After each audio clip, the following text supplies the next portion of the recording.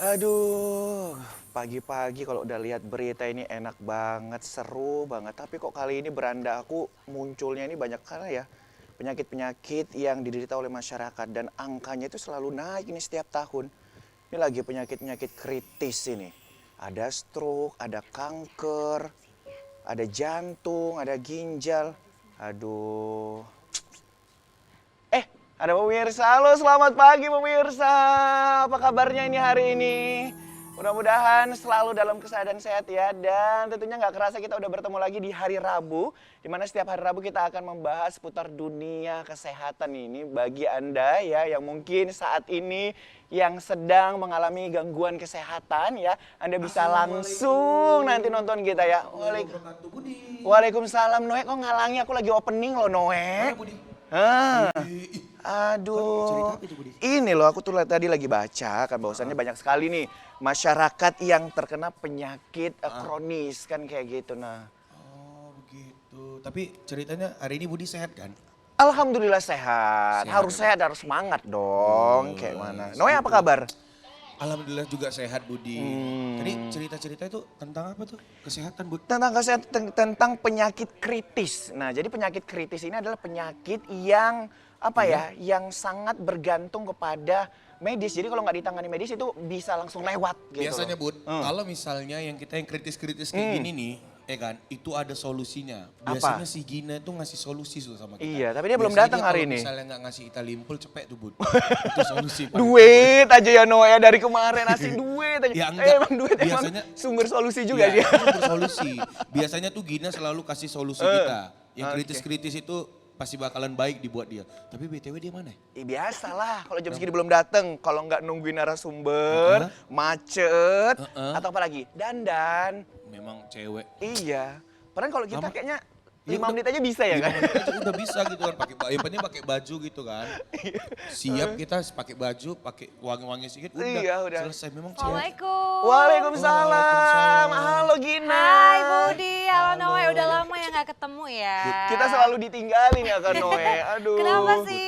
Kalian Ini- kok kayaknya ceritain aku ya? Enggak kata Budi kan, oh, Gina tuh katanya nanti kena macet alasannya, habis itu nanti ada aja lah yang dia ini. Inilah. Yang apa Inilah kadang-kadang menjatuhkan harga diri teman sendiri nih kayaknya. Seujon Budi ini luar biasa loh sama Iya Gina. dari tadi kan? kayaknya aku dengerin, ini menyebut nama aku gitu ya. Sebenarnya berarti- aku lagi ngobrol sama narasumber kita hari ini loh. Oh iya, Iya, bener, karena- Betul kan?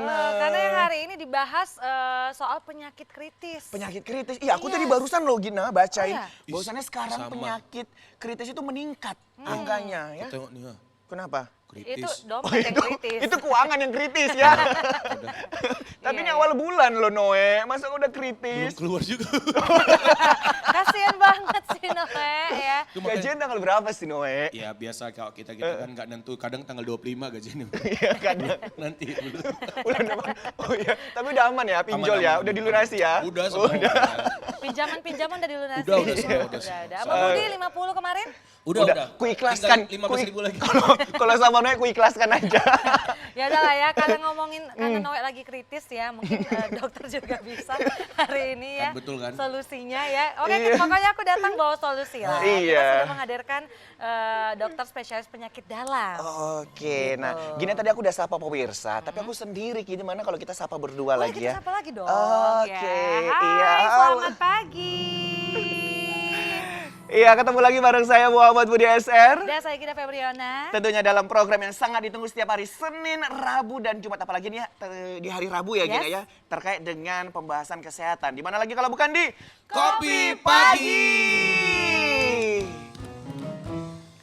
Oke, kalau hari Senin tuh ya narasumbernya orang-orang yang bintang tamu yang menginspirasi, Iya, memotivasi gitu bener, ya. Gina. Kalau hari Rabu kita akan bahas seputar masalah dunia kesehatan. Bener ya. Nah, jadi ini pas banget ya untuk pemirsa kalau kesehatan tuh sangat penting sekali ya. Semuanya pokoknya sehat ya, semuanya ya harus semangat pagi harus hari ini semangat ya. lah, apalagi ini masih pagi kan Gina. Harus semangat ya. Harus semangat. Kalau gitu kita senam dulu. Oh iya. Udah nggak usah. Itu hari Jumat aja. Tadi Jumat ya.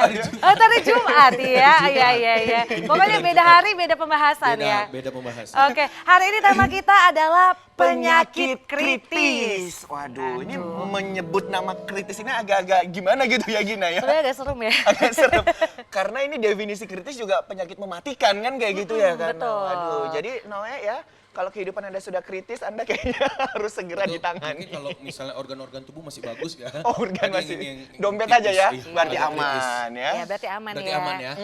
Aman. Ya udah kalau gitu kita panggil narasumber kita, bintang tamu kita hari ini ya. Boleh, iya. Langsung aja kita sambut dengan tepuk tangannya Maria, Dokter Wilhan, Wilhan, spesialis penyakit dalam. Selamat pagi. Halo dokter. Selamat pagi. Memang Gina luar biasa ya. Gina tuh memang selalu ngasih solusi terus ya sama Iya, kita. Karena benar. apa? Biasanya Gina tuh kalau kita lagi pusing didatangkannya yang cantik-cantik ya Iya. kan. Ini pas begitu kita yang kritis-kritis didatanginnya yang ganteng-ganteng. Iya. Tapi aku mirip gak sih sama dokternya? Iya, mirip ya. Tinggal Mirip pakai ya? jas putih mungkin ya, udah Iya, kayak benar, dokter benar. juga ya. Iya, iya. Iya, angkat aja dokter. Dok, soalnya dia mau jadi Jaga-jaga. dokter dok. Iya, tapi nggak jadi dok. Semana lah dok ya. Karena... Ya udah kalau gitu dokter kita persilakan duduk dulu Oke, ya. Silakan. silakan dokter. Silakan. Iya, Dadah. ya dadah. Balik lagi ya Noe ya. Oke. Waduh, kita Halo, senang banget ya dokter. Gina hari ini bisa kedatangan dokter Betul. Wilhan. Wah, Yes, gimana kabarnya dokter hari ini? Ya, baik, seger. baik seger. Seger, ya. Itu paling penting, Iya. harus semangat ya. Ini Wah. kalau dokternya kayak gini, ini pasiennya belum disentuh udah langsung, ya saya udah sehat dokter. Belum konsultasi udah sehat Udah gitu langsung ya. sehat ya, karena kenapa? Dokternya ramah, tuh, glowing lagi ya kan Gina. Noe harus belajar ini hari ini ya. Bukan catatan Noe. Dulu Di saya SKS juga ini. cita-cita saya jadi dokter Budi. Jadi dokter apa? Iya, hah? Udah jadi dokter apa? Dokter hewan aja, cuman juga nggak diterima. Butuh banyak belajar dong, nyanyi aja lah ya. Nyanyi aja ya, Udah nyanyi Noe, aja ya. menghibur kita gitu ya. Iya. Oke, pemirsa. Nah, kali ini seperti biasa, Bud. Biasanya ada teh, ada kopi. Bener, dokter minum kopi, teh atau apa dok? Oh, kopi dong. Kopi, oke. Ini kita akan buatkan kopi terenak yang ada di sini ya Wes. dokter ya. Oke. Tapi jangan dibandingkan dengan yang ada di luar ya dokter ya. Tapi pokoknya enak, Dok. Langsung aja. Iya, boleh Bang Fahri, boleh disiapkan. Udah sarapan dokter? Sudah. Oh sudah, alhamdulillah. Karena di sini juga nggak ada lontong dokter. Tapi nasi gurih ada ya? Nasi gurih ada di belakang. Gitu. Oke. Bang Fahri senyum kek. Tapi hari ini nggak merah-merah lagi. Nggak merah kali, iya. Cuman lebam biru deh. Ternyata habis ini. Habis dipukuli. Oke, silakan dokter diminum. Kita minum dulu ya. Aduh. Ini buat seluruh pemirsa yang ada di rumah ya, yang sedang menyaksikan kita, mungkin pemirsa bisa ambil minumannya ya, camilannya, biar makin seru nanti mendengarkan perbincangan kita di pagi hari ini.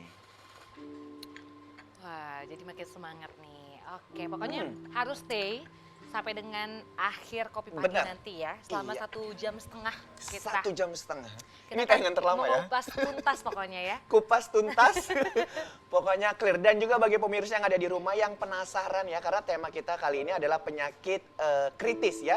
Bagi pemirsa yang ingin bertanya, pemirsa bisa langsung menghubungi di 0811 6100 386. Sekali lagi buat pemirsa yang ingin bertanya, pemirsa langsung bisa menghubungi kita di 0811 6100 386 ya. Oke, nah masih bersama dengan Dokter Wilhan di sini. Dokter, sebenarnya banyak banget sih yang pengen kita tanyain, dan kita juga sebenarnya belum tahu apa aja sih penyakit kritis itu yang seperti apa gitu ya Iya, dok ya. benar-benar. Nah, mungkin kita bahas dari yang ringan-ringan dulu nih dokter ya. Iya. Sebenarnya seberapa penting sih kita harus menjaga kesehatan dokter? Oke. Jadi pertama-tama saya terima kasih kepada pemirsa televisi yang telah mengundang saya untuk berbicara di sini. Ya, jadi penting sekali untuk menjaga kesehatan. Ya, seperti kita tahu, semua orang tidak terlepas dari usia tua dan sakit. Oke. Ya. Nah, kalau tua nggak ada resepnya. Kalau ada resep tua saya juga mau. Iya. Ya kan, kalau Menolak tua sakit, gitu ya, Dok, ya? tidak banyak yang bisa kita lakukan kalau untuk mencegah tua. Tapi kalau untuk sakit, masih ada sedikit lah yang bisa kita lakukan. Ada pengobatan, ya, pemeriksaan, terapi dan segala macam. Dan kalau kita melihat siklus hidup kita, nggak ada orang yang tidak sakit. Di suatu waktu di dalam kehidupan kita pasti sakit. Kadang Walaupun sakit cuma ringan, flu ya, Dok, ya? Iya, sakit ringan ya ke klinik saja, jumpa dokter, ya kan. Kalau yang sakit berat ya ke rumah sakit. Dan suatu waktu di dalam kehidupan kita akan sakit kritis. Ya, sakit kritis itu artinya penyakit yang mempunyai potensi mengancam nyawa, mengancam jiwa. Jadi ada banyak nih penyakit kritis nih. Ya, tapi yang akan saya jelaskan di sini hanya penyakit kritis yang paling umum yang kita jumpai di rumah sakit yang paling sering. Karena 80 sampai 90% tercakup dalam 5 penyakit ini. Ya, jadi ya jantung, stroke, ginjal, kanker, ya seperti ini. Ya, jadi kalau kita lihat risiko terjadinya penyakit kritis pada kita itu seumur hidup itu lumayan tinggi. Makanya dengan saya mengangkat topik ini supaya saya bisa share information kepada pemirsa semua bahwa risiko kita itu sebenarnya tinggi sekali untuk terkena penyakit kritis. Ya, seumur hidup kita risiko kita itu sekitar 25 sampai 33%. Oh, tinggi ya, Dok ya? Ya, jadi kalau kita meninjau kembali di setiap keluarga kita, di dalam keluarga kita pasti ada salah satu anggota keluarga yang menderita salah satu dari penyakit ini, pasti ada. Ya, kita lihat sampai umur 75 tahun. Ya. Pasti ada salah satu anggota keluarga kita, ya orang tua atau nenek atau kakek, pasti ada salah satu yang menderita ya ginjal, jantung, stroke atau kanker. Nah, nanti saya akan bahas satu persatu di sini. Oke, jadi ada beberapa penyakit ya Gina ya. Ada tadi stroke, ginjal, kemudian ada jantung, dan juga ada kanker ya. Betul. Tapi kalau ngomongin soal penyakit kritis ya, ini kan tadi kata dokter ya penyakit yang mengancam Nyawa. jiwa gitu Jiwa. ya dok. Dan penyakit-penyakit yang dokter sebutkan tadi ini memang penyakit yang umum banget terjadi untuk masyarakat Indonesia gitu ya. Itu tadi karena kita memiliki faktor risiko yang tinggi gitu ya dok ya, dari segi pola hidup ya kan, Betul. kemudian makanan ya kan. Nah kalau gitu dokter, nanti kan kita juga pengen nanya nih satu persatu ya tentang penyakit kritis ini. Tapi sebenarnya kenapa sih orang-orang ini, kan dokter bilang tadi angkanya lumayan tinggi 25 sampai 30%. Kenapa sih kita tuh bisa terkena penyakit kritis gitu ya? Apa sih yang menyebabkan seseorang itu bisa terkena penyakit kritis? Oke, terima kasih pertanyaannya. Pertanyaannya bagus sekali nih. Jadi kalau kita lihat penyakit kritis itu semuanya bersumber dari faktor resiko namanya. Nah, faktor resiko sebenarnya kita sudah tahu nih semua faktor resiko nih. Jadi darah tinggi, kencing manis, kolesterol, merokok, alkohol. Jadi seseorang yang jadi nggak ada penyakit kritis yang tidak ada satu dari ini. Pasti minimal harus ada satu. Dan satu lagi genetik, tapi genetik kita nggak bisa ngapa-ngapain. Iya, karena itu Ini yang faktor risiko yang masih bisa kita antisipasi. Iya benar. Nah, jadi semakin banyak faktor risiko yang kita punya, semakin tinggi risiko kita komplikasi terhadap penyakit kritis. Nah, jadi kalau misalnya kalau kita punya diabetes, ya risikonya 2 kali lipat untuk terkena ya namanya jantung, ginjal, stroke dan lain-lain. Kalau kita punya 2 faktor risikonya 4 kali lipat. Jadi naiknya eksponensial. Kalau kita punya 3 faktor risikonya 8 kali lipat. Jadi makin banyak faktor risiko ke depannya lebih cepat dan lebih mudah kita dapat Terkena penyakit kritis. Iya, jadi makanya kita harus jaga dari awal. Ya, cuma masalahnya ya bagaimana cara kita menjaganya, ya pola hidup sehat, ya menghindari rokok, tapi seberapa banyak dari kita yang bisa disiplin Benar. menjaga seperti itu? Ya nggak ada. Apalagi Ya kan? kayak budaya Apalagi, Indonesia ya kan dok iya. ya. Kalau belum kena sakitnya belum mau berhenti nih faktor risikonya Iya, ya kan. kalau sudah terkena sakit maunya cari pengobatan terbaik, Iya. bukan cari pencegahan terbaik. Sebelum kita bahas ya tentang pencegahannya gini dokter ya. Berarti sebenarnya dari pola hidup, Iya. pola makan, aktivitas sehari-hari kita nih yang menyebabkan kita sakit, dokter, dan tadi dokter bilang faktor resiko ya. faktor resiko. Jadi kalau misalnya kena satu penyakit itu nggak menutup kemungkinan bisa kena penyakit-penyakit lain gitu ya dok maksudnya? Iya, betul. Kadang-kadang ya kita bukan hanya terkena satu penyakit kritis, tapi sudah kena jantung, kena stroke juga, ya kan? Yang kena ginjal juga. Kadang-kadang penyakit itu saling satu sama lain itu saling berhubungan. Ya, karena faktor risiko itu kita menyebabkan terjadi beberapa penyakit kritis sekaligus. Ya, itu kadang-kadang yang membuat kita agak penanganannya jadi complicated, jadi rumit. Ya. Tapi bukannya gini dok, orang yang sering kita lihat ya orang-orang yang kena penyakit kritis adalah usia-usia yang lebih tua atau gimana dok? Sebenarnya untuk penyakit kritis semua orang punya resiko. Jadi dari kecil sampai usia dewasa. Cuman memang untuk usia dewasa, usia lanjut mereka lebih kesempatan untuk terjadinya penyakit kritis lebih besar dan lebih berat. Ya, tapi kalau kita lihat semua penyakit kritis semuanya bisa kena. Ya, ada yang usia muda kena stroke, ada yang kena kanker, ada yang kena ginjal, ada yang kena jantung, ada juga. Ya, tapi tidak terlepas dari faktor risiko yang saya bilang tadi. Benar. Ya, nggak ada yang terjadi penyakit kritis tanpa ada satupun faktor risiko, pasti ada. Iya, saya setuju sih Gina yang dikatakan oleh dokter, apalagi kayak kanker gitu ya dok ya. Kayak kanker itu ya kita semua manusia berpotensi untuk terkena kanker gitu ya dok ya. Betul. Karena di dalam tubuh kita ini sudah ada Sel kanker ini gitu ya, ya. apa namanya, zatnya begitu ya dok ya. Sel kankernya Sel gitu ya. kankernya gitu. Tapi Cuman harus belum dipicu aktif. dengan kayak gitu kan. Kalau ada pemicunya itu bisa aktif seperti itu. Budi Nah. ini dok, karena udah sering bahas soal kanker nih, jadi tahu ya gitu ya. Oke. Jadi gimana nih Gina? Iya, jadi kalau soal usia, memang usia-usia yang lebih tua gitu ya, lebih beresiko ya dokter ya. Tapi usia-usia muda gini, pernah nggak dokter jumpai pasien yang memang juga terkena penyakit kritis? Ada juga. yang usia muda juga ada. Paling Ada muda usia berapa dok? umur 20-an juga ada.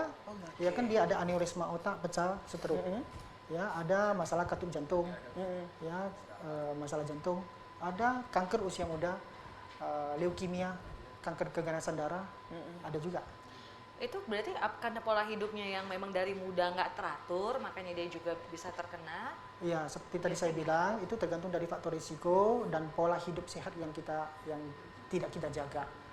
Ya kan? Jadi kalau misalnya kita lihat kenapa seseorang bisa risiko apa sih kena kanker? Jadi multifaktor, nggak ada satu faktor yang langsung terjadi. Tidak ada satu faktor yang bisa menyebabkan langsung kanker. Jadi itu terjadi beberapa faktor yang saling berkaitan. Iya. Berarti pola hidup ini harus dirubah Sangat, ya. iya. Nah, sebenarnya tadi kita udah rencana mau makan nasi padang dok. Ini kayak mana nih? Harus diulang lagi. Boleh, tapi juga disembari dengan makanan yang berserat gitu ya dok ya. Nggak jadilah Noah kita makan nasi padang. Kenapa gitu? Iya nggak boleh. Barusan aja mau kami makan. Udah kami beli juga. Udah beli. Tadi malam kami belinya. Itu mungkin kalau dibuka udah ngembang kali itu. Nggak basi ya. Nggak basi. Nanti kena penyakit kritis kalau makan makanan basi. Bukan hanya penyakit aja, kehidupan makin kritis kalau makanan Gitu ya. basi ya. Oke. Oke, pemirsa kita masih akan melanjutkan ya perbincangan bersama dengan Dr. Wilhan. Nah, tapi sebelumnya kita akan saksikan terlebih dahulu ini dia penampilan spesial dari Doe and Friends.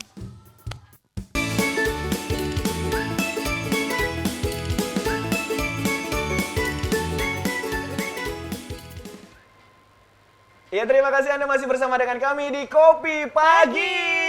Tentunya masih bersama dengan Dr. Wilhan, spesialis penyakit dalam ya. Dan untuk tema kita pada pagi hari ini tentang penyakit kritis ya. Sebagaimana tadi sudah dijelaskan oleh Dr. Wilhan bahwa penyakit kritis ini adalah penyakit yang mengancam jiwa ini, mengancam nyawa juga ya Gina ya. Betul. Karena apa, kalau tidak bergantung dengan medis ini bisa langsung pass away. Jangan sampai ya. Jangan Makanya hari ini nih sampai. sebenarnya harus kita bahas dan supaya kita semua juga selalu berkumpul bersama dengan Benar keluarga sekali. gitu ya. Dan bagi pemirsa yang ingin bertanya, pemirsa bisa langsung menghubungi di 081161000386. Sekali lagi boleh dicatat pemirsa. Bagi pemirsa yang ingin bertanya nih seputar penyakit kritis ya. Ada tadi jantung, ada ginjal, kanker dan juga stroke. Pemirsa bisa menghubungi kita di 081161000386 ya. Baik, Gina, kayaknya pemirsa yang ada di rumah juga sudah tidak sabar ini untuk melihat materi yang akan disampaikan oleh Dr. Wilhan ya. Yes. Oke, kepada dokter kami persilakan mungkin. Oke, ya terima kasih Oke. Mas Budi, Mbak Dina. Oke. Kita akan Ya. bahas lebih dalam ya. Ya, selamat pagi pemirsa. Izinkan saya membagi informasi sedikit tentang penyakit kritis. Jadi penyakit kritis itu istilahnya adalah suatu penyakit yang mempunyai potensi mengancam jiwa. Jadi kalau kita lihat, semua manusia itu kita tidak terlepas dari usia tua dan sakit. Ya, nah kalau usia tua ya tidak ada resep untuk menjadi muda lagi. Ya, kalau ada saya itu minta resepnya. Jadi Benar, benar, kalau untuk sakit, ya semua orang tidak terlepas dari sakit, ya, sakit ringan, sakit sedang, sakit berat. Suatu saat di dalam waktu dalam perjalanan hidup kita akan mengalami sakit berat dan suatu saat akan terjadi penyakit kritis, ya, sebelum akhirnya meninggal. Ya. Nah, semua orang pasti akan sakit. Nah, untuk sakit ini masih ada yang bisa kita lakukan sedikit, ya, pengobatan, pemeriksaan dan segala macam. Nah, untuk penyakit kritis sendiri, ya, tidak melihat usia, semua orang bisa terkena. Dan kalau kita melihat mereka yang terkena penyakit kritis bukan hanya terganggu kesehatan fisik, mentalnya, tetapi juga finansialnya. Jadi begitu seseorang terkena penyakit kritis, dirawat di ICU, rumah sakit, selain perawatannya lama, pengobatannya mahal, hilangnya pendapatan karena nggak bisa kerja, ya kan, kadang harus menjual properti hanya untuk membiayai billing rumah sakit. Itu yang sayang banget ya dokter ya. Iya. Kita udah kerja keras gitu ya pemirsa ya. Nabung gitu ya kan? Nabung gitu tiba-tiba ternyata malah sakit ya. Tabungannya malah untuk pengobatan gitu ya. Nah, Iya. itu yang harus dicegah ya sebenarnya dok. Betul, awareness ini yang saya angkat, ya, supaya orang masyarakat paham. Ya. Jadi kita harus siap secara fisik, secara mental, dan secara finansial. Betul. Jadi kalau kita lihat inflasi kesehatan setiap tahun naik. Jadi misalnya kalau dulu kita operasi appendix usus buntu 10 tahun yang lalu mungkin harganya mungkin biaya operasinya nggak sampai 10 juta. Tapi kalau sekarang kalau kita rawat dengan biaya operasi usus buntu bisa 60-70 jutaan. Jadi naiknya beberapa kali lipat. Jadi kalau kita memikirkan dengan gaji kita kerja untuk membayar biaya rumah sakit, ya habis gaji kita. Iya. Jadi saya sangat mendukung bahwa setiap orang harus punya proteksi kesehatan. Benar. Jadi proteksi kesehatan bisa dari perusahaan tempat kita bekerja atau paling enggak program pemerintah, Iya, BPJS, BPJS atau kesehatan. ya proteksi kesehatan yang kita beli sendiri. Iya. Ya minimal itu. Oke, slide. Ya, ini seperti tadi yang saya bilang. Jadi seseorang yang terkena penyakit kritis dirawat di rumah sakit, selain biayanya mahal, perawatannya lama, pendapatan nggak ada, nggak bisa kerja, malah dipecat. Ya kan, jual properti, ya kan, harta habis, kesehatan juga nggak baik. Oke, slide. Nah, kalau kita lihat penyakit kritis itu kan banyak, ya, tapi kita nggak bahas semuanya. Kita bahas yang secara umum saja. Yang paling umum 80-90% yang resiko penyakit kritis yang akan kita jumpai sampai kita tua adalah ya kanker, jantung, stroke, ginjal. Ya, kita fokus saja di sini. Ya, karena resiko kita sampai usia tua, resikonya yang besar ini, yang 4 besar ini. Yang 4 itu yang 4 besar ya Betul. dok? Tapi ternyata banyak ya dok ya? Ada banyak Ada sekali. 24. HIV karena transfusi darah, juga itu bahaya juga ya dok? Penyakit Iya. Parkinson, terus ada trauma kepala serius, kehilangan kemampuan bicara juga penyakit kritis dok. Ya, jadi ini hanya sebagian kecil dari sebegitu banyak penyakit kritis. Iya, iya. Jadi ya kalau kita melihat mereka yang sakit penyakit kritis dan dirawat di rumah sakit yang paling banyak adalah karena 4 hal ini. Iya, iya. Ya, oke. Slide. Nah, kenapa terjadi penyakit kritis? Jadi penyakit kritis itu tidak terlepas dari faktor resiko. Jadi tidak ada penyakit kritis yang terjadi tanpa ada faktor resiko. Jadi faktor resiko itu adalah ya seperti kita sudah tahu lah, ya, kencing manis, darah tinggi, kolesterol, alkohol, merokok, dan genetik. Dan genetik kita saya nggak masukkan di sini karena tidak bisa kita Modifikasi ya? modifikasi. Ya, faktor resiko yang ini masih kita bisa modifikasi. Ya, jadi kencing manis, darah tinggi, alkohol, merokok, obesitas.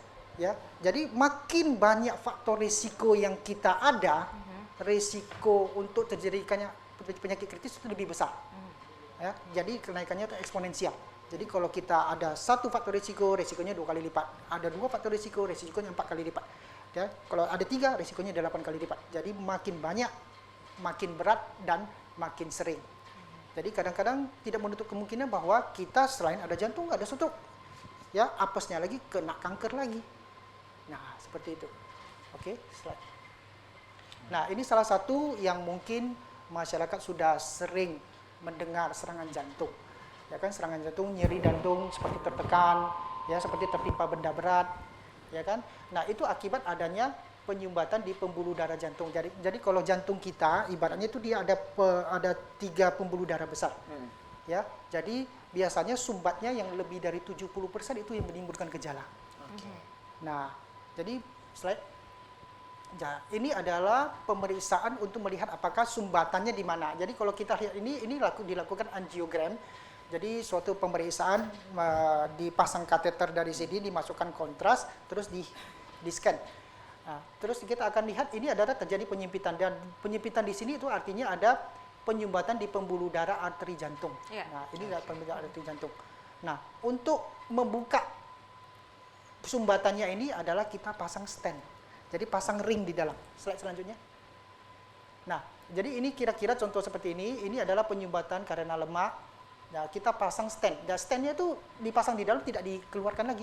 Jadi untuk mereka yang penyumbatan lebih dari 70%, ya kita pasang ring di dalam. Itu yang masyarakat awam bilang pasang ring. Ya ini. Jadi kalau misalnya ada satu sumbatan, ya pasang satu ring. Ada dua sumbatan, pasang dua ring. Ada sumbatan lebih dari 3, kita bisa pasang 3 ring atau kita lakukan bypass.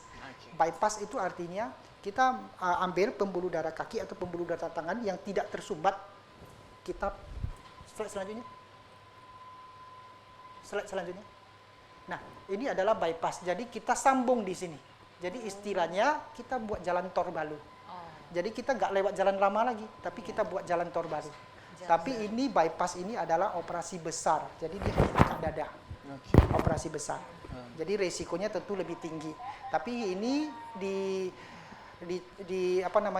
dilakukan untuk mereka yang sumbatnya lebih dari 3. Oke.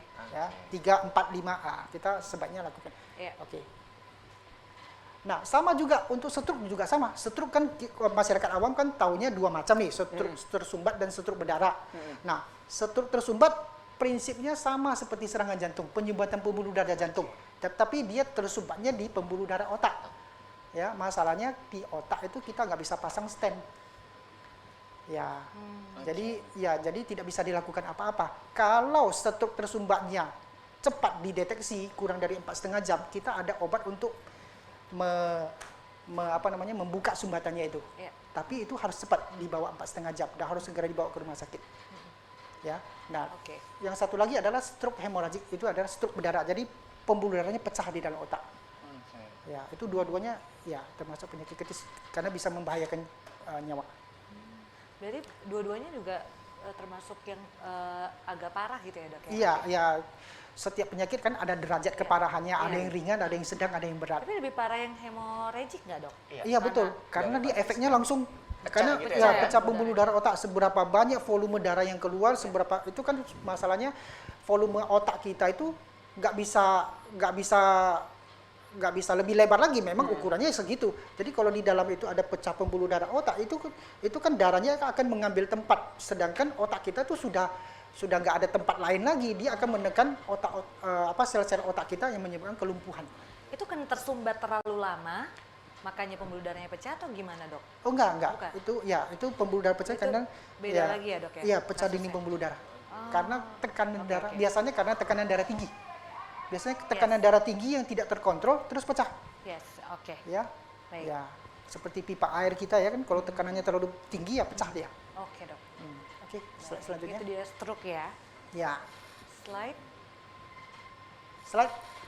Ya, ini sebenarnya yang sangat menarik yang ingin saya bagi. Ya, jadi kalau kita lihat ini adalah lifetime risk of cancer untuk laki-laki ya. Jadi resiko seumur hidup kita untuk mendapatkan kanker. Jadi ini resiko seumur hidup itu dari usia muda sampai umur 75 tahun. Seberapa tinggi sih resiko kita untuk kena kanker? Ya kan? Nah, ini untuk pria ya. Kalau kita lihat untuk pria kan biasanya kankernya yang paling sering adalah kanker prostat, kanker paru, kanker usus, ya, kanker hati. Ya. Jadi kalau kita lihat kanker prostat untuk laki-laki, jadi 1:9. Jadi dari 9 orang laki-laki di sini, kalau kita ngikutin dia sampai umur 75 tahun, 1 akan menderita kanker prostat. Ya kan? Untuk kanker paru 1:15. Jadi dari 15 orang di sini, kalau kita ngikutin sampai dia tua, 1 akan menderita kanker paru. Jangan sampai, Dok. Jangan sampai Ya, ya. makanya resikonya sebegitu tinggi. Ini yang kita bicarakan baru satu jenis kanker. Iya. Jadi kalau semua kanker kita kelompokkan, seberapa besar sih resiko kita terkena kanker? 1:3. Jadi 3 orang dari kita ini, dari 3 orang, 1 akan menderita kanker. Ya. Nggak tahu jenisnya apa nanti. Ya. Nah, sebegitu besar risiko kita, 33%. Ini bukan saya yang bilang ya. Kalau kita Google, Menurut kita data cari ya, di Dok? internet itu data ada. Coba cari saja, risiko seumur hidup kita terkena kanker. Nanti datanya keluar. Ada yang beda-beda, ada yang 25%, ada 33%. Tapi intinya risiko kita memang tinggi. Ya. Oke. Slide. Tadi untuk pria dok, kalau wanita dok? Yang wanita ini, oke. Yang wanita ini kan sudah tahu, biasanya kan kanker payudara, ya kan? Ovarium ya, Kanker leher rahim, leher rahim. kanker usus, kanker paru, kanker ovarium, ya. Nah, untuk kanker Payudara dok? payudara gimana, nih, Dok? 1:8 nih. 1:8. Jadi dari 8 wanita, kalau kita ngikutin sampai dia tua, Iya. umur 75 tahun, 1 akan menderita kanker payudara. Hmm. Ya. Nah, sama seperti kanker paru-paru, 1:17, kanker usus besar 1:24. Nah, kalau kita seberapa besar sih resiko kanker sampai kita usia untuk semua jenis kanker. Jadi kalau kita gabung semua, resiko terkena kanker sama juga 1:3. Oke. Jadi resiko kita tuh sebegitu besar. Ya. 33,3%. Jadi makanya kita sudah harus mempersiapkan diri dari awal, ya kan, fisik, mental dan finansial. Ya. Ya, nanti slide-slide selanjutnya saya akan jelaskan kenapa kita harus mempersiapkan diri, karena biaya pengobatan untuk penyakit-penyakit kritis itu sangat mahal. Kan seperti saya tadi sudah bilang, ya, inflasi kesehatan setiap tahun naik. Ya kan, lebih cepat naik inflasi kesehatan daripada gaji kita. Gaji kita setiap tahun hanya naik 3%. Jadi kalau kita hanya mengharapkan gaji kita untuk bayar biaya rumah sakit, ya tekor kita. Iya, betul. Ya kan? Ya, makanya saya lebih support kalau kita punya proteksi kesehatan, ya, punya proteksi kesehatan dari tempat kerja atau paling enggak BPJS atau proteksi kesehatan yang kita beli sendiri. Ya kan? Dan untuk keluarga kita dan untuk kita sendiri. Ya. Karena kita nggak tahu penyakit kritis ini kapan mendatangi kita. Oke, slide selanjutnya. Nah, ini penyakit kanker yang paling sering pada laki-laki dan pada perempuan, ya. Ya, kadang-kadang ini datanya 1:3 atau 1:4. Jadi kira-kira 25 sampai 33%. Setiap negara itu hampir sama. Ya, cuma di negara-negara barat karena mereka awareness-nya lebih tinggi, pemeriksaannya lebih cepat, deteksi dininya lebih cepat dilakukan, mereka resikonya lebih besar 1:3. Kita sekitar 1:5 atau 1:6 karena kita sering terlambat deteksi penyakitnya. Ya kan, kadang sudah sakit nggak mau berobat, tunggu sampai sudah sakit parah baru berobat. Ya kan, kalau kita tahu rata-rata begitu terdeteksi kanker rata-rata stadium 3, stadium 4. Nggak banyak pengobatan yang bisa kita lakukan. Oke, slide selanjutnya. Ya ini data dari Malaysia dan Singapura. Sama juga 1:4. 1:4 di Malaysia juga begitu. Cancer ya dok ya? Ya. Oke. Slide selanjutnya. Nah, ini untuk yang di Indonesia, ya, tidak banyak berubah. Setiap pola penyakit kanker di setiap negara hampir sama. Ya, kanker Ya, paru, yang pertama kanker prostat, kanker kanker leher rahim. Iya. Ya, kita semuanya berisiko. Tapi yang pertama ternyata kanker paru ya dok? Kanker paru itu terutama pada laki-laki yang aktif merokok. Oke. Ya. 85% akibat merokok aktif. Iya. Dan kedua kalau Kan- kanker payudara untuk wanita, Wanita, ya. Ya, kanker payudara biasanya ada faktor genetik orang tua kita. Ada nggak yang punya riwayat kanker? Tapi dokter, saya pernah dengar dokter dan baca di satu tulisan bahwasanya kanker payudara ini juga ada kasusnya pada laki-laki ya dok? Ada. Lah, tapi kan jumlahnya sangat-sangat Iya, sangat kecil. sedikit, tapi itu bisa terjadi ya dok? Bisa. Oke. Bisa. Oke, kanker usus. Nih, ini berhubungan sama ini juga nggak dok? Sering telat makan atau yang kita kan sering sakit mah ya kita semua ya. Jadi seperti Kayaknya. tadi sudah seperti saya jelaskan, tidak ada satu faktor yang bisa menyebabkan langsung kanker. Iya. Jadi itu gabungan dari beberapa Beberapa faktor faktor. sekaligus. Faktor sekaligus. Ya. Ya. Oke. Ya, oke. bagaimana cara mencegahnya? Ya kembali lagi tadi ke pola hidup sehat, jaga faktor risikonya sedini mungkin, Oke. ya kan? Iya. Nah, masalahnya menjaga faktor risiko ini yang agak susah karena perlu disiplin yang kuat, ya kan? Iya. Kadang-kadang karena kebiasaan masyarakat modern sekarang, ya kan? Ada kuliner baru pergi coba, ada pesta baru ke sana, ya kan? Dan semua dimakani ya, Dok, makanannya ya? nggak bisa ditolak, ya kan? Jadi ya, risikonya kapan kapan berkurangnya? Iya, betul. Olahraga badan sama olahraga Iya kan? mulutnya lebih tinggi Seperti olahraga seperti mulut. kita banyak dari masyarakat Indonesia yang juga pergi medical check up tuh. Iya. Yang medical check up yang dilakukan apa? Ya itu saja setiap tahun. benar, Ya kan? Darah kurang darah atau tidak, kolesterol, ginjal, hati. Padahal yang dicek itu hanya sebagian kecil dari sebegitu banyak pemeriksaan. Jadi kalau menurut saya medical check up itu ya memang perlu. Cuman itu bukan berarti kalau normal itu bukan berarti kita sehat. Itu hanya berarti bahwa kita belum kena. Jadi kalau hasilnya kan cuma dua nih. Normal atau tidak normal. Kalau tidak normal, misalnya kita cek gula darah nih, ya ternyata tidak normal. Tidak normal artinya sudah kena. Jadi bagaimana mencegah? Nggak bisa dicegah karena sudah kena, ya kan? Nah kalau normal itu artinya bukan anda sehat, tapi anda belum terkena. Karena kenapa? Karena kan kita sering mendengar nih medical check up. Baru 3 bulan lalu medical check up normal kok. Sekarang baru 3 bulan kemudian kok terdiagnosa diabetes, terkena serangan jantung, terkena kanker. Ya itu. Ya karena kalau misalnya medical check up kita normal, ya kan pola hidup kita tetap tidak berubah. Ya kan kita tetap tidak menjaga pola hidup kita. Makanan juga sembarangan, alkohol tetap makan. Ya kan? Alkohol tetap diminum, rokok tetap dilakukan. Ya kan? Jadi artinya apa? Dari awal memang kita tidak melakukan pola hidup sehat, kita tidak menjaga. Oke, Kita berarti tetap teruskan. Jadi Yes, tahun depan dicek lagi seperti itu. Iya. Pola kebiasaannya tetap dilakukan seperti itu. Jadi kita tidak melakukan pencegahan apa-apa sebenarnya. Iya, oh oke. Berarti kalau misalnya setelah medical check up pun hasil kita normal pun tetap harus waspada ya dok. Iya. Jangan semena-mena Benar. gara normal ya udah tetap ngelakuin pola hidup yang tidak sehat. Makanya kayak dokter bilang tadi ya 3 bulan sebelumnya normal tapi 3 bulan berikutnya tiba-tiba kena diabetes gitu ya. Karena jadi santai, terlalu betul. santai gitu ya dok. Jadi Iya. normal itu bukan berarti kita sehat, tanda kutip ya. Iya. Ya itu hanya berarti bahwa kita belum terkena, belum terdeteksi. Persentasinya ya dok ya, Iya. persentasinya belum tinggi kan begitu. Yes. Oke. Oke, Oke. kanker hati juga ada di sana, kanker prostat dan kanker serviks juga ini juga menjadi penyebab 9.400 ini untuk angka kematian atau angka terkena penyakit dok?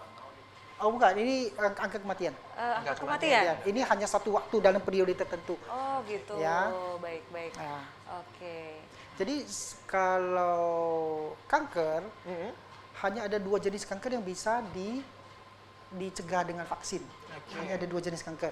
Ya, sampai saat ini yang saya tahu ya, untuk hepatitis B dan untuk kanker hati dengan vaksin hepatitis B dan kanker leher rahim dengan vaksin HPV. Jadi sebaiknya kita semua lakukan vaksin nih. ya. Itu sudah ada vaksinnya ternyata. Sudah ada vaksin. Sudah ada, vaksin HPV juga sudah ada. Iya, oke. Kanker hati bukan karena sakit hati ya dok ya? Kanker hati bukan karena penyebab sakit hati ya? Iya gitu kan, nanti sering sakit hati kena kanker hati gitu ya. Nah, kalau kayak gitu kan penyebab kanker hati banyak para kawula muda kalau kayak gitu. Perlu hati-hati nih kita. Gitu ya. Oke, baik, kita lanjut, Dok. Oke, Lanjut dok. selanjutnya. Ya, ini tadi yang saya bilang, dari 90% penyakit kritis ya itu datang dari 5 hal ini. Jadi kanker, jantung, ya kan, pembuluh darah koroner arteri, stroke dan gagal ginjal. Ya. Jadi kalaupun kita lakukan medical check, kita fokus ke sini. Oke. Slide selanjutnya. Nah, ini tadi yang saya mau bilang ya. Jadi memang tujuan saya mengangkat penyakit kritis ini karena saya ingin men-sharing bahwa memang biaya kesehatan sangat mahal. sekarang saja sudah sangat mahal, belum nanti 10 tahun ke depan. Ya. Ya kan? Nah, biaya inflasi kesehatan ini saya bilang ini inflasi kesehatan, bukan inflasi ekonomi. Inflasi ekonomi 3%. Inflasi kesehatan artinya biaya rumah sakit setiap tahun akan naik. Iya. Jadi Oke. seperti tadi saya berikan contoh, kalau operasi usus buntu 10 tahun yang lalu cuma 10 jutaan masih kita bisa bayar dengan gaji kita. Sekarang coba kalau dirawat di rumah sakit dengan operasi usus buntu, kalau nggak 60-70 juta. Ya kan, belum kalau nanti ada komplikasi masuk ke ICU atau HCU Iya. untuk intensif bisa 100-an juta. Iya. Ya kan? Oke. Nah, itu bayarnya bagaimana? Mm-mm. Ya kan? Sedangkan kita dirawat di rumah sakit, kita tidak bisa bekerja, pendapatan juga nggak ada. Ya kan? Terpaksa jual properti. Oke. Silakan dokter. Oke, Lanjut, slide Dok. selanjutnya. Sedangkan gaji kita setiap tahun naiknya nggak sampai 3%. Iya. Iya. Jauh banget ya dok ya. Iya. Oke. Oke, slide selanjutnya. Slide. Ya, ini. Ah ya, ini juga, ini saya membandingkan biaya kalau kita lakukan pengobatan di Indonesia dan di Singapura. Ya, ya memang ya kita tidak menutup mata bahwa memang pengobatan di Singapura lebih canggih. Ya, ya mau pengobatan terbaik ya biayanya juga yang mahal, ya kan? Jadi kalau misalnya seperti kita lihat kalau untuk biaya pasang ring satu sekitar 60-70 jutaan, kalau di Singapura bisa 100-an jutaan. Itu baru satu ring, kalau 2 ring 100-an lebih. Kalau bypass bisa 200 jutaan. Ya kan? Itu baru satu penyakit. Ya kan? Penyakit jantung. Belum nanti tahun depannya kena ginjal. Tahun depannya kena kanker. Itu uang dari mana kalau kita mau bayar dengan duit kita? Benar. Iya kan? Nah, makanya saya sangat mendukung kalau setiap orang itu punya proteksi kesehatan. Yes. Ya kan? Banyak. Oke, slide selanjutnya. Oke. Nah, ini survei dari WHO ya. Ini bukan survei dari Dr. Wilhan. Ini survei dari WHO ya kan. 7 dari 10 orang Indonesia 90%-nya akan terkena penyakit kritis. Hanya 10% yang meninggalnya alamiah. Ya. Lebih banyak meninggal karena sakit kritis ya dok? Iya, iya. 90% bahkan 7 dari 10 orang ini lumayan banyak dan tinggi kasusnya. Iya. Ya. Oke, slide selanjutnya.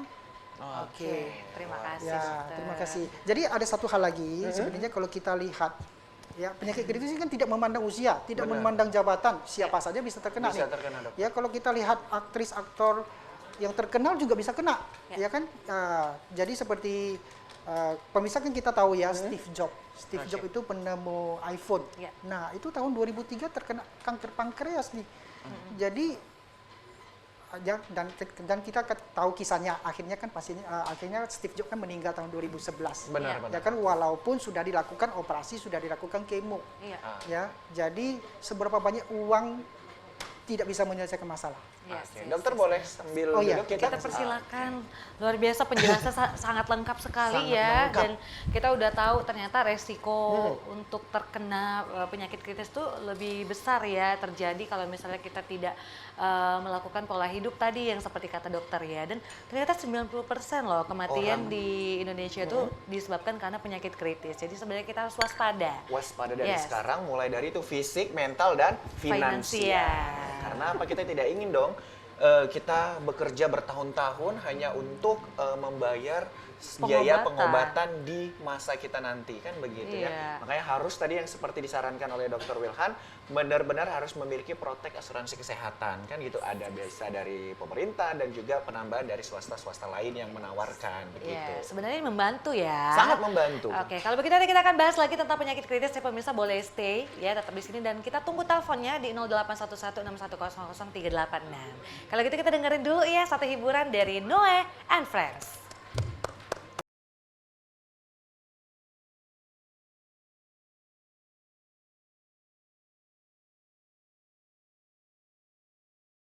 Oke, tentunya kita masih dalam acara Kopi Pagi. Oke, terima kasih untuk Anda yang masih setia menyaksikan kita di Kopi Pagi. Kita masih membahas seputar penyakit kritis bersama dengan Dr. Wilhan, spesialis penyakit dalam ya. Tadi sudah lumayan Banyak ya tadi banyak informasi. ya. Ya. Dan kita dapat ilmu baru loh Gina. Betul. Mungkin kalau biasanya orang-orang dengan penyakit jantung begitu ya kan, itu pasang ring. Nah tapi tadi dokter udah sebutkan pemasangannya menggunakan pemasangan stand gitu ya dok ya. Karena kalau kita lihat memang bentuknya bukan kayak ring kan begitu ya. Tapi bahasanya memang yang benar itu memang stand ya dok ya. Nah itu ilmu baru loh Gina. Betul.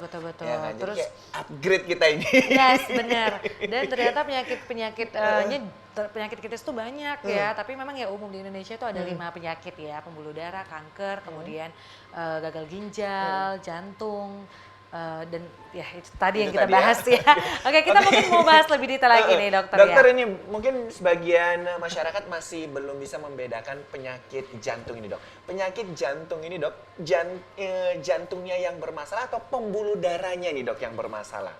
Kan begitu dok? Oh iya, iya ini yang sering salah paham ya. Kayak gitu. Masyarakat taunya penyakit jantung. Iya, Padahal kan penyakit jantung tuh banyak sekali Jenisnya. jenisnya. Ya kan Oh, ada oke. pembengkakan jantung, Iya, yang biasanya kayak kan gitu. darah tinggi terlalu lama akhirnya jantungnya bengkak. ada gangguan katup jantung, ada gangguan irama jantung, ada gangguan penyumbatan pembuluh darah jantung. Ya, ada banyak sekali jenisnya. Jadi tidak bisa hanya kadang-kadang kita bertanya sama pasien, taunya saya dulu sakit jantung. Sakit jantung yang mana? Jenis yang mana? Benar, ini, Dok. Ya kan kadang-kadang kita harus melihat laporannya dulu, kita baru tahu oh jenisnya seperti ini. Ya, jadi kita harus bedakan dulu jenisnya yang mana. Karena tentunya ini balik lagi ke proses penanganannya ya, Dok ya. Betul. Karena tidak semua penyakit jantung itu bisa diatasi dengan pemasangan stent kan begitu ya, Dok ya. Oke, Dok, berarti semua penyakit jantung ini termasuk penyakit kritis ya? Iya. Oke. Iya. Terus ada gagal ginjal. Ada gagal jantung juga nggak, Dok? Saya pernah dengar gagal jantung itu maksudnya jantungnya berhenti atau gimana, Dok? Iya, jantung itu kan fungsinya memompa darah ke seluruh badan. Kalau dia gagal jantung artinya pompa darah ke seluruh badan itu nggak mencukupi. Nah, kalau nggak mencukupi akhirnya apa? Tekanan darahnya turun, ya kan, sesak napas. Bisa ya. meninggal, Dok? Iya, bisa meninggal. Ya namanya organ kita ada sesuatu yang gagal. Padahal organ kita itu hanya satu. Iya. Kecuali kita punya dua. Kalau ginjal, kalau kita punya dua, yang satu diangkat masih bisa. Oh iya betul. Ya, Kalau tapi jantung kalau cuma dibilang satu. sudah gagal ginjal, berarti dua-duanya sudah gagal. Yes, Oh, yes, oke, yes. nah. Oke. Kalau misalkan ginjal kan bisa, setahu saya bisa donor ya, Dok ya. Nah, kalau jantung ini bisa donor nggak juga, Dok? Sampai sekarang yang saya tahu belum ada donor jantung yang berhasil. Ini kan Oke. kalau di luar negeri pernah ada dilakukan percobaan donor dari jantung di binatang. Tapi itu tidak bertahan lama. Oke. Tidak bertahan. Oh, saya Jadi lihat- jantung artifisial itu belum ada nih sampai sekarang. Tapi angka keberhasilannya rendah gitu ya, Dok? Belum ada yang berhasil. Dia sebenarnya tidak bertahan lama. Jadi tidak sudah bertahan sempat lama. berhasil, tapi dalam beberapa bulan kemudian jantungnya tidak bisa berfungsi lagi. Iya, sering nonton drakor sih, lihat ini. Bener, Dok, jantungnya bisa ditukar gitu kan. Oh iya. Nggak berfungsi lagi. Noe mau nanya ya katanya ya? Ya, Ada kenapa Noe? Kenapa Noe? ada Dari banyak tadi. pertanyaan nih katanya. Silakan. Ya saya dari tadi mau nanya memang dokter. Nah kalau masalah tadi kan merokok tuh katanya, merokok itu kan sangat berbahaya. Tadi banding berapa gitu dok? Saya lupa. Pokoknya berbahaya. Merokok emang? Enggak merokok. Oke. Ini untuk teman-teman saya yang merokok yang bandel-bandel ini. Oke, Jadi langsung gini. pertanyaannya, Noe. Pertanyaannya ya, semoga dokter mengerti apa yang saya tanya dokter. Karena banyak sekali, Dok, pertanyaan dari Noe yang kita nggak ngerti sama sekali. Semoga dokter ngerti. Gini dokter, yang mau saya tanya itu kira-kira bahayanya perokok yang Aktif, sangat ya? aktif ya, paling aktif itu penyakit yang paling utama nanti di sekitar umur mungkin entah 40 atau 50 itu kira-kira yang dirasakan pertama kali itu apa kira-kira? Karena ini kadang kan merasa aduh ini aku agak sakit nih katanya. Iya. Dada kira-kira sakit gitu.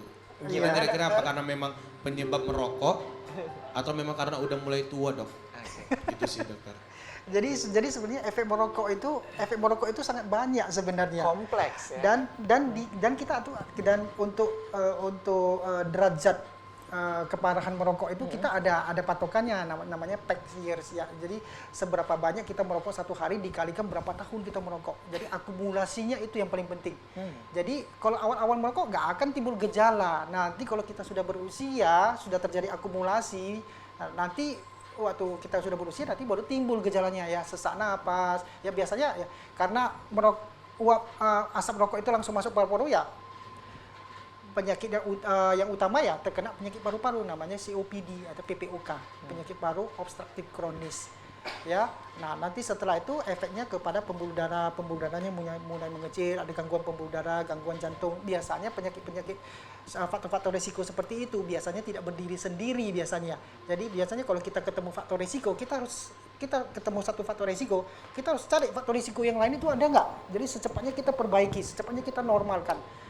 Ya, jadi ya sangat susah sekali kalau kita dari awal-awal kita menyarankan untuk tidak merokok, susah sekali. Apalagi yang sudah berjalan bertahun-tahun itu hampir pasti tidak bisa berhenti.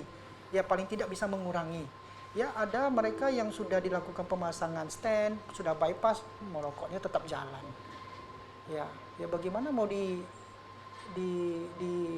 dicegah, nggak bisa dicegah lagi. Ya kan? Ya akhirnya kita akan berhadapan dengan komplikasinya semua. Dan hampir semua penyakit salah satu faktor risikonya adalah merokok ya dok ya. Iya. Jadi itu Ya kan? Noe ya. Dengar Glenn. Ini dua ini dok.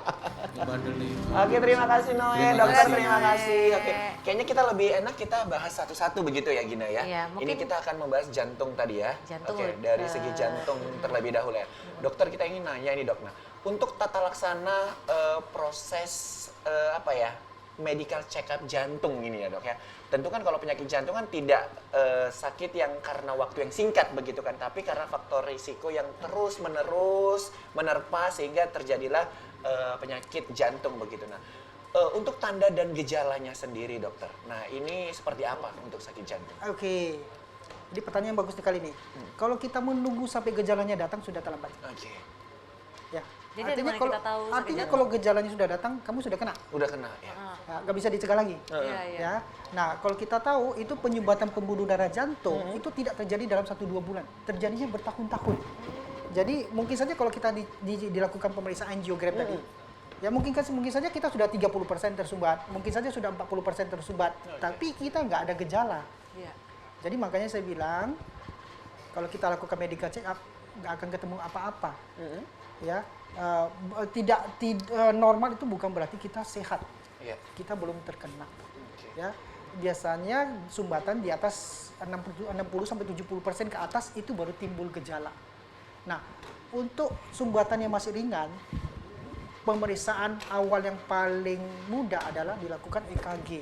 Oke, EKG. EKG. Oke. Cuma EKG itu kan EKG artinya pemeriksaan jantung dalam keadaan istirahat. Dia tidak bisa 100% pasti karena itu pemeriksaan tidak langsung. Kalau mau pemeriksaan langsung yang seperti tadi, pemeriksaan langsung kateter pakai kontras langsung kelihatan sumbat atau tidak. Oke. Ini kan pemeriksaan secara tidak langsung. Jadi tidak bisa mengatakan 100% kita nggak ada penyakit jantung.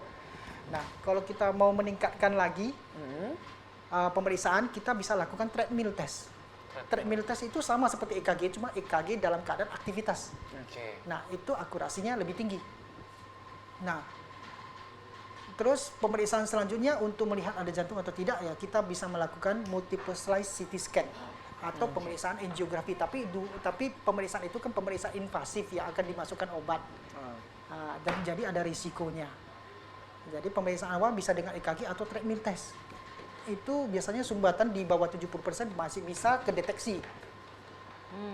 Berarti sama dengan kanker dong ya dok, penyakit jantung ini ya. Oke. Tunggu parah dulu baru kelihatan gejalanya gitu ya. Betul. Oke, tunggu. Kanker juga begitu. Iya, kanker gitu ya. Kanker itu kan biasanya yang kita lakukan medical check up setiap tahun itu tumor marker.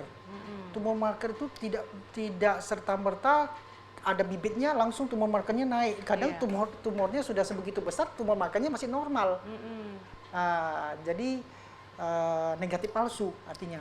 Jadi kadang-kadang sudah ada bibitnya di dalam, sudah ada tumornya, tapi pemeriksaan tumor marker masih normal. Jadi seakan-akan kok kita sehat, padahal enggak. Iya, oke. Jantung Jadi sudah. makanya banyak sekali pasien-pasien kanker begitu terdeteksi langsung stadium 3, stadium 4. 4. Langsung. Ya. Dan satu lagi dokter, ini mungkin pertanyaan mewakili dari pemirsa ini ya dok ya. Nah, kalau yang namanya penyakit jantung pada bagian pembuluh darah yang tersumbat. Nah, sumbatannya itu dok, apakah itu bisa kayak dihancurkan atau memang itu tumbuh dari dinding pembuluh darahnya sehingga tidak bisa dihancurkan, tapi makanya dipasang stand itu untuk apa ya, mengapitkan gitu biar supaya terbuka begitu dok? Oke. Jadi begini. Kalau sumbatan karena jantung itu sumbatannya di bawah dinding. Oh, di bawah Dia dinding. sumbatannya di bawah dinding. Ya, sumbatannya misalnya 70%, 80%. Nah, karena dindingnya makin lama makin tipis, dia jadi pecah. Jadi seperti gunung meletus. Jadi meletusnya itu yang membuatnya 70% jadi 100% tersumbat. Oke. Itu yang membuatnya jadi serangan jantung akut. Ya, jadi biasanya kalau secepatnya dibawa ke rumah sakit, kita masih bisa memberikan obat untuk menghilangkan sumbatannya. Tapi sumbatannya 30% itu, dia 70% nggak bisa. Oh. Ngerti ya? 70% itu bukanya dengan stent. Iya. Karena kan sumbatannya itu di bawah dinding. Ya, obat yang kita berikan dalam 6 jam pertama itu hanya membuka sumbatan yang 30% itu saja yang tiba-tiba tersumbat itu. Oke. Oke. Nah, kalau itu tadi jantung ya, Dok. Saya mau ke stroke nih, Dok. Karena saya keluarga juga ada yang terkena penyakit stroke. Nah, kalau penyakit stroke sendiri, Dok, kan paling sering saya jumpain tuh penyakit stroke-nya yang hanya setengah badan gitu, Dok. Setengahnya lumpuh Oke. gitu ya, Dok ya. Itu kira-kira bisa sembuh nggak ya dok? Ya, oke. Kalau stroke, ya, kalau kita melihat perjalanan sarafnya, itu otak kiri mempersarafi badan sebelah kanan, termasuk wajah, tangan, kaki, dan sebelah kanan. Ya. Yang kanan mempersarafi yang kiri. Jadi kalau misalnya stroke yang sebelah kanan, nanti lumpuhnya sebelah kiri. Nah, terus seberapa berat derajat stroke-nya itu dinilai dari seberapa besar sumbatan di pembuluh darah otaknya atau seberapa besar pecah pembuluh darah otaknya. Iya. Dan sudah menekan ke saraf-saraf otak-otak yang lain atau belum. Jadi kalau misalnya sumbatannya terlalu luas atau pecahnya pembuluh darah terlalu besar, ya bisa-bisa penurunan kesadaran. Ya, makanya kita harus lakukan CT scan segera. Lokasinya di mana, sumbatannya atau pecah pembuluh darah otaknya seberapa besar kita harus nilai. Oke, kita nanti pengen masuk ke pengobatan sih. Pengobatan apa sih yang harus dilakukan gitu ya? Oke, masih ada waktunya? Masih ada waktu. Karena gini dokter, biasanya ya pada penderita stroke gitu ya dok ya. Nah mereka kan harusnya diterapi ya kan. Beda terapi dengan kusuk ini apa ini dok? Kadang-kadang disalah artikan begitu iya dok. benar. Banyak juga masyarakat yang ngambil pengobatan dengan kusuk gitu dok. Karena kayak kan udah gitu. kaku misalnya setengah badan, dikusuk aja biar lentur lah, gimana dok? Ya, itu kalau fisioterapi kan sudah ada teknik khususnya, fokusnya ke otot mana, persendiannya segala macam. Ya. Dan kita sudah ada timingnya seberapa lama, ya apa yang harus dilakukan, seberapa sering dilakukan, ya kan. Dan kalau fisioterapi itu namanya fisioterapi, ya fisioterapi itu kan kita sudah ada bukti bahwa seberapa sesering mungkin kita lakukan memang ada perbaikan. Tapi kita harus tahu bahwa kelumpuhan karena stroke itu karena sel-sel darah otak kita itu mati karena tidak mendapat oksigen, karena sumbatan pembuluh darah kan dia tidak mendapat oksigen, jadi terjadi kelumpuhan. Jadi sel darah otak yang mempersarafi otot-otot itu mati.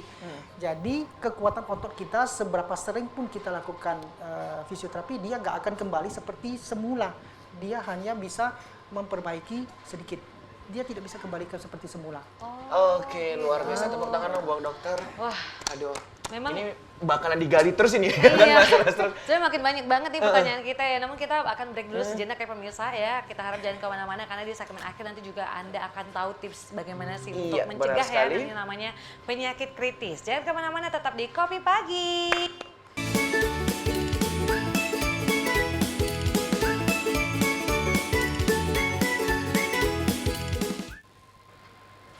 Ya, terima kasih Anda masih bersama dengan kami di Kopi Pagi. Masih bersama dengan Dr. Wilhan, spesialis penyakit dalam. Oke, nah. Udah banyak sekali ya tadi informasi yang disampaikan oleh Dr. Wilhan. Dan tentu ini dok, kita di segmen kali ini kita pengen nanya nih, fakta atau mitos ini dok. Oke, dokter, salah satunya penyakit kritis tadi ya dok ya, kan ada gagal ginjal ya dok ya. Nah, fakta atau mitos ini dok, orang terkena sakit ginjal ini karena kurang minum ini dok. Oke. Jadi untuk gagal ginjal itu kan kita namanya gagal ginjal ya. Gagal ginjal itu seperti jantung tadi ya. Ada banyak jenis nih. Ya, ada gagal ginjal yang temporary, yang sementara, yang bisa kembali lagi normal. Ada lagi gagal ginjal yang kronik, gagal ginjal yang sudah tidak bisa kembali normal. Nah, kalau hanya masalah dehidrasi atau kurang minum, itu gagal ginjalnya nanti bisa kembali lagi normal itu. Kalau cairannya diperbaiki. Ya, jadi kalau misalnya kita lihat yang paling banyak gagal ginjal sekarang itu adalah karena kencing manis ya, diabetes yang lama tidak diobati ya, komplikasi ginjal. Nah, kalau komplikasi ginjal karena diabetes biasanya susah sekali kembali ke normal. Ya, kita hanya bisa mencegah supaya dia tidak makin memburuk. Ya, Diabetes sih ngeri banget ya. Induk dari segala iya, dari penyakit ya. kembali lagi tadi ke faktor resikonya. Faktor risikonya. Iya. Oke, langkah apa sih dok yang harus dilakukan kita sebagai anggota keluarga di rumah kalau misalnya ada salah satu anggota keluarga yang sudah terkena penyakit kritis? Ya, jadi begini, terlepas dari hal apapun, sebenarnya kita selalu harus mencegah ya, pola hidup sehat, hindari faktor risiko, mengurangi rokok, tapi kadang-kadang disiplin itu yang susah. Kadang sudah terkena, ya apa yang bisa kita lakukan? Ya pengobatan sedini mungkin, turunkan semua faktor risiko, kontrol sebaik mungkin faktor risiko. Ya, yang terkena ya nggak bisa kembali lagi. Kita hanya mencegah supaya dia tidak komplikasinya makin cepat terjadi. kita memperpanjang komplikasi yang akan terjadi dengan turunkan semua faktor risiko, kontrol senormal mungkin. Ya. Oke, gitu Gina. Jadi emang benar-benar harus menurunkan angka faktor risikonya begitu ya dok ya? Betul. Rajin kontrol gitu Iya, ya. jadi kalau tadinya faktor risikonya kencing manis, darah tinggi, ya turunkan. Kita kan ada targetnya tuh, kencing manis, targetnya gulanya harus berapa, tekanan darah di bawah harus di bawah 130/80. Ya, bukan karena kita kencing manis, darah tinggi, makan obat terus selesai, itu ada targetnya. Selama targetnya itu belum tercapai, komplikasi tetap berjalan. Begitu. Kalau berbicara angka hidup seseorang, Angka gitu harapan Dok, hidup angka gitu ya? harapan hidup kalau misalnya sudah terkena penyakit-penyakit yang tadi dok ya. Oke. Gimana dok? Karena dibicarakan angka harapan hidup, Iya. ya, saya mau Penyakit kritis tuh mengancam jiwa. Mengancam gitu ya. jiwa dan Apa- nyawa apa ini. Bisa kembali normal nggak dok? Kalau misalnya kita bertobat gitu ya, bahasanya Karena kalau udah tobat, ngelihat gitu. keempat penyakit tadi dok, ini langsung flashback ke keluarga ini. Iya, misalnya kita Ada anggota keluarga yang yes. terkena, jadi kayak udah harus mewanti-wanti kan kayak gitu dok. Ya, karena ditanyakan tentang angka harapan hidup ini, saya mau garis bawah ini. Sebenarnya angka harapan hidup di Indonesia kita masih kalah loh sama Malaysia. Kita angka harapan hidup itu kalau nggak salah sekitar 67 atau 68 tahun. Malaysia masih lebih tinggi, 69. Singapura yang paling bagus, 70 lebih angka harapan hidup. Ya, jadi ya mungkin kualitas kesehatan kita ya harus ditingkatkan. Iya. Ya. Oke, tapi ngomong-ngomong dokter praktek di mana ya dok? Iya. Ya, saya ada praktek di 2 tempat ya, di rumah sakit di Murni Teguh dan satu rumah sakit OG di Binjai. Iya. Dan Gina, saya lihat juga bahwa Dokter Wilhan ini juga pernah di Malaysia ya dok ya? Iya. Sebagai praktek dokter di sana di kan kayak Malaysia, gitu. dokter. Betul. Mungkin boleh sharing dok bagaimana yang di sana dengan kondisi yang kita di sini? Iya, saya kan dulu penyakit dalam lulusan dari Jogja ya, dari UGM. Setelah itu kan bertugas di daerah di Kalimantan Barat. Di Kalimantan Barat sekitar 2 tahunan lebih. Setelah itu saya pindah bekerja di Malaysia. Di Malaysia kurang lebih di Penang lah, kurang lebih 9 tahunan. 9 tahunan, terus baru kembali lagi ke Indonesia 3 tahun terakhir. Ya. Oh, baru aja berarti. Baru ya? aja. Iya, iya. Oke, dokter gimana nih kalau untuk di Indonesia sendiri ya? Apakah memang dokter pasiennya banyak dijumpai yang terkena penyakit-penyakit kritis? Iya, sangat banyak. Sangat banyak Sebenarnya ya, Dok? sangat banyak. Dan kritisnya sudah yang paling berat. Levelnya udah paling tinggi Udah gitu ya dok selesai ya? ya? Iya. ya. Iya, jadi apalagi kalau kanker lebih banyak lagi dan rata-rata stadium 3, stadium 4, rata-rata stadium 4 tidak banyak yang bisa kita lakukan sebenarnya. Iya. Tidak banyak yang bisa kita lakukan. Ya, kita masih bisa memberikan harapan sedikit lah untuk keluarga, edukasi, penjelasan, ya akhirnya dia mau menerima. Ya kan? Iya, itu Pak. Memang seperti yang kata dokter ya, banyak masyarakat kita yang sadarnya aware itu setelah Sakit. penyakitnya parah gitu Iya, ya. benar. Apalagi kalau kanker stadium 3, stadium 4. Memang kalau kanker kan dok kayak apa ya, banyak yang nggak tahu gitu ya, dia sakit kanker tiba-tiba udah parah, udah ada benjolan-benjolan gitu Atau ya. sebenarnya timbul kan gitu ya dok, yang nampak tapi tidak sakit kan gitu, Betul. sehingga masyarakat ya nantilah nggak apa-apa kok gitu Terlambat ya dok ya? mencari pengobatan. Iya. Tapi kalau pengobatan ini kan dok, memang kan mahal ya, semakin parah juga semakin mahal dan memang seperti dokter bilang butuhnya proteksi gitu ya. Tapi balik lagi nih, untuk mencegah penyakit-penyakit ini dok, harus pola hidup sehat, boleh lebih detail lagi nggak dok? Pola hidup sehat yang seperti apa yang harus kita jalankan sehari-hari? Sebenarnya di program pemerintah kita ada loh program pola Germas hidup ya? sehat itu. Bukan, namanya PHBS. Jadi perilaku hidup bersih dan sehat. Itu sudah ada 10 program itu sebenarnya. Jadi ya sama seperti tadi saya bilang ya cuci tangan, lingkungan bersih, ya kan, nutrisi yang bagus, Seimbang ya gitu ya, kan, Dok, ya? Kurangi merokok, kurangi alkohol. Itu sudah ada programnya itu sebenarnya. Ya, cuma mungkin kita tidak konsisten. Kita tidak disiplin menjalaninya. Oke, Gina dan juga dokter, nggak kerasa kita sudah berada di penghujung acara ya dok ya. Mungkin seluruh pemirsa yang ada di rumah ini pengen tahu ini dok, saran dan juga tips and trick dari dokter untuk terhindar ya ataupun setidaknya tidak memperparah dari penyakit kritis yang sudah diderita begitu dokter. Pesan sehat lah dok Pesan ya. sehat ya. Iya, terima kasih. Jadi intinya itu adalah kendalikan faktor risiko sedini mungkin, deteksi sedini mungkin. Jadi kita bisa lakukan intervensi sedini mungkin. Ya, terus jaga pola hidup sehat, ya nutrisi yang bagus, Ya. kurangi merokok, kurangi alkohol, ya itu saja. Ya, Baik. ya, semoga kita semua bisa terhindari dari penyakit kritis. Amin. Amin. Mudah-mudahan selalu sehat dan terhindar dari penyakit kritis. Terima kasih dokter. Ya, terima Rihan, kasih, sudah Mbak sharing, Gina, sudah Mas ada di Budi. studio. Ya. Thank you so much ya.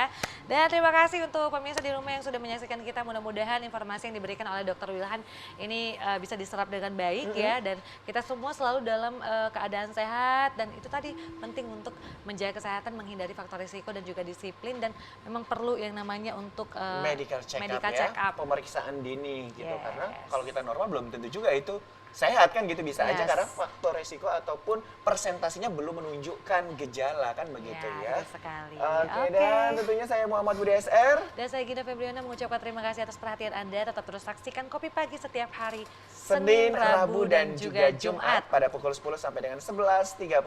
Terima kasih dan sampai jumpa. Sampai jumpa.